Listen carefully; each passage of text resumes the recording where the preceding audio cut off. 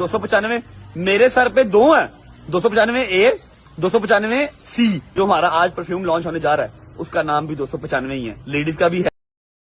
बिस्मिल्लाहिर्रहमानिर्रहीम। मेरा नाम है जी रजब। मेरी आप सबसे रिक्वेस्ट है कि इस वीडियो को पूरा देखिएगा।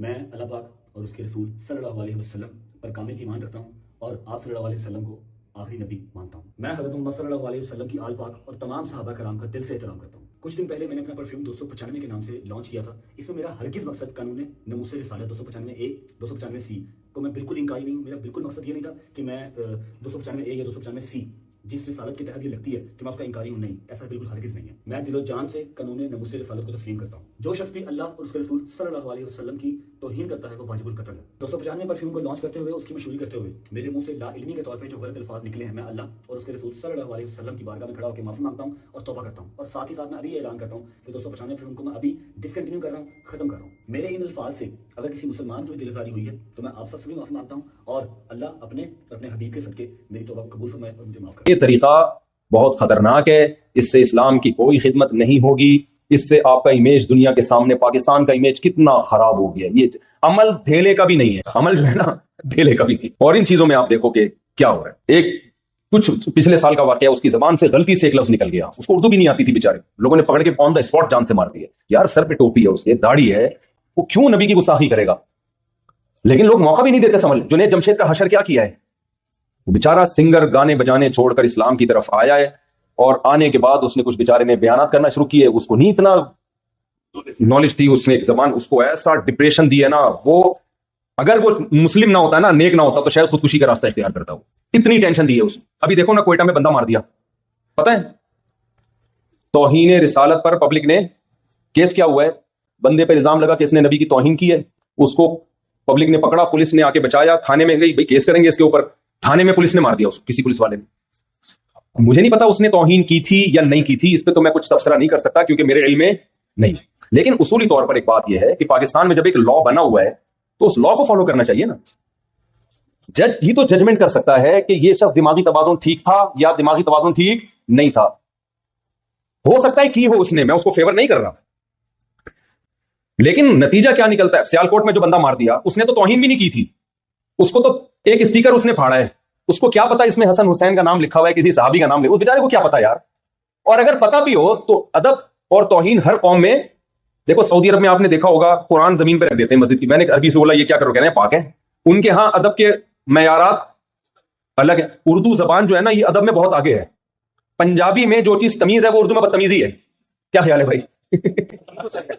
उनका पंजाबी में अगर बात कर रही हो ना, बीवी शौहर से खानदाब इस तरह से स्टाइल में, वसीम इस तरह बात कर रही हो शौहर का नाम लेके, कोई बात नहीं, मोहब्बत है, ये क्या समझे जाएगी? बेतकल्लुफी। उर्दू में कह रही वसीम तुम लेट क्यों आ रहे हो, तो बीवी क्या समझी जाएगी भाई?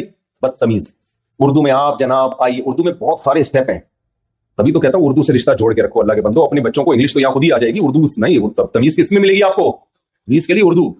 शायर ने शेर कहा, मुझे पूरा शेर याद नहीं, लेकिन उसका थोड़ा थोड़ा याद है, अल्लाह करे वजन सही निकल जाए उसका, कि वो कहा है ना कि नहीं, पहला मिसरा याद नहीं आ रहा, मेरे बस में अगर होता तुझे उर्दू सिखा देता, कुछ इस तरह के शेर है उसका। किसी को पहला मिसरा याद हो तो बताए कि पता नहीं तमीज किसे कहते हैं, मोहब्बत किसे कहते हैं, तुझे बता देता, मेरे बस में अगर होता तुझे उर्दू सीख। यानी तमीज सिखाने के लिए सिर्फ उर्दू सिखाना ही काफी है।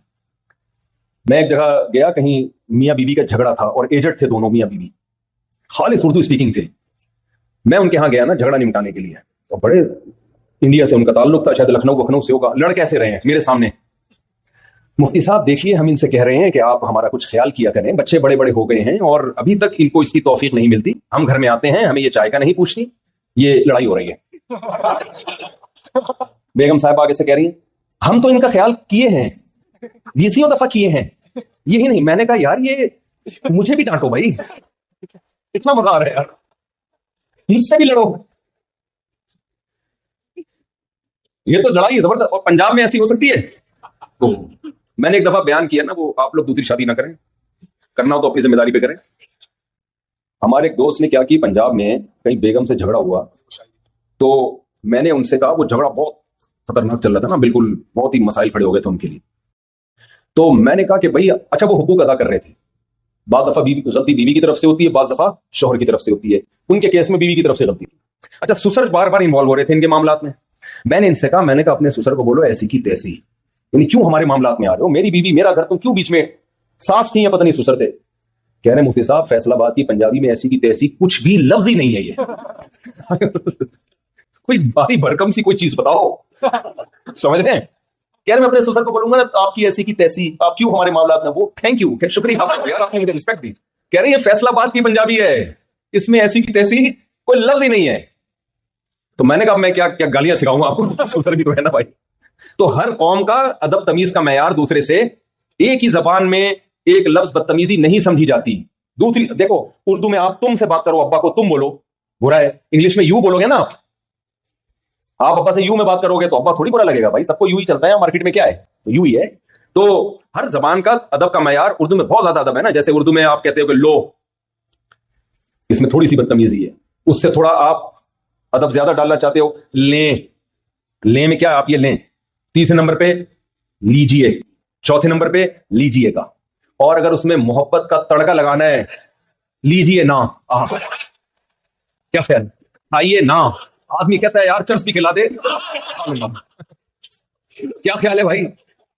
یہ تمیز آپ کو کسی اور زبان میں نظر؟ اس لیے بھائی اردو سے رشتہ جوڑ کے رکھو. آپ کے کلچر کی امین ہے اردو زبان، اور مذہب کی بھی امین ہے. اردو سے رشتہ ختم تو مذہب سے رشتہ ختم. ہاں وہ سیالکوٹ کا میں سنا رہا تھا کہ بھائی ہر قوم میں بے ادبی کا معیار دوسرے سے مختلف. گوروں کے ہاں کوئی اسٹیکر پھاڑ کے زمین پہ ڈال دینا بے ادبی نہیں. میں جرمنی میں گیا ہوں تو یہودیوں کے گھر کے باہر نیچے روڈ پہ ان کے نام لکھے ہوئے ہوتے ہیں، اس پہ پاؤں بھی آ رہے ہیں.